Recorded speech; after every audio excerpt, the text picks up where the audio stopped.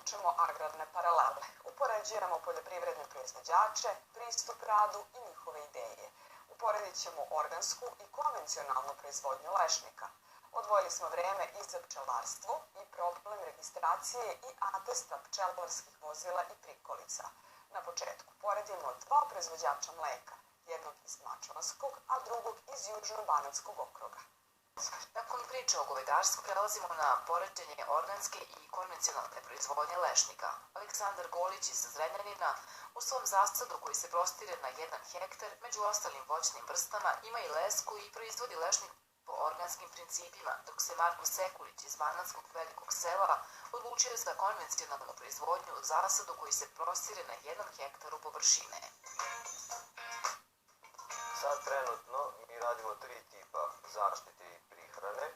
Radimo sa bakarnim preparatima u jesenjem periodu, sa mineralnim uljima koji su takođe na dozvoljenoj listi za zaštitu biljaka radimo u proleće i radimo prihranu sa hranivima koje su dozvoljene u organskoj proizvodnji i eventualno na to sve dodajemo još i preparate na bazi koprive koji imaju, mi ih ne koristimo kao insekticide nego čisto kao prehranu i na taj način poboljšavamo zdravstveno stanje naših biljaka.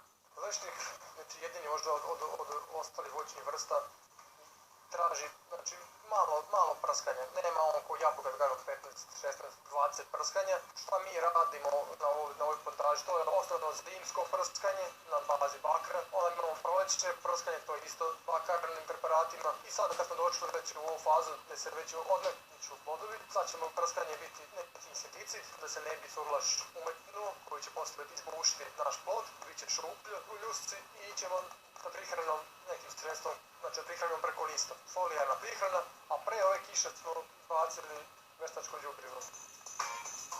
Lešnik smo prodavali po ceni od 1000 dinara, očišćeni, s tim što je i on bio upakovan u posede od 500 grama ili u pakovanjima od 500 grama, ali lešnik koji smo mi prodavali nismo hteli da cenimo više, jer ako smo imali tržišne i ekonomske neke opravdanosti da dignemo cenu. Razlika između našeg lešnika i tuđeg je što lešnik koji mi prodamo je očišćen neposredno pred prodaju i to nije lešnik koji se čisti negde u Turskoj, putuje u Srbiju u džakovima, stoji po raznim veleprodajama, maloprodajama ili stoji na pijacama, na prašini, na ovakvoj onakvoj klini. Znači, lešnike koje mi prodajemo, naši kupci dobijaju očišćene, nijedno zrno lešnika nije pokvareno ili da ima neku manu da je slomljeno, nabrslo ili nešto. I iz tog razloga očekujem da ćemo u budućnosti moći bez problema da prodamo naše proizvode sve kakvi god da ih imamo. Cena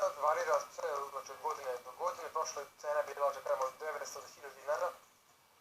Plasiramo uglavnom po pijacama. Znači, već je ovaj treći rod koji nije završava samo na pijacama, ne okrećemo se ka velikim konditorskim lancima, jer pijace kad plasiramo rob, odmah se proda i naplati se, dok u konditorskim industrijama se čeka po par godina, a nama za narednu godinu treba da se kupe đubrivo, da se radnici plate i sve, tako da ide po pijacama prodaje. I za kraj smo ostavili priču o pčelarstvu, tačnije problemu sa kojim se suočavaju pčelari pri pokušaju registracije i atesta modifikovanih pčelarskih prikolica.